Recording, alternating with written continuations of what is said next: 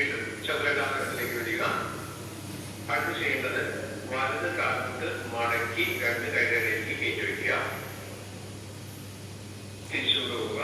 ഇടത് കാൽമുട്ട് മടക്കി കൈകളുടെ മുന്നിലേക്ക് വയ്ക്കുക. തിരിച്ചുകൊണ്ടുപോവുക. വീണ്ടും വലത് കാൽമുട്ട് കയറ്റി വയ്ക്കുക. തിരിച്ചുകൊണ്ടുപോവുക.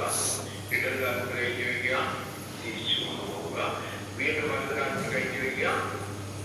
തിരിച്ചുകൊണ്ടുപോവുക. ഇടത് കാൽമുട്ട് കയറ്റി വയ്ക്കുക. തിരിച്ചുകൊണ്ടുപോവുക. വജ്രാസനത്തിലേക്ക് വരിക.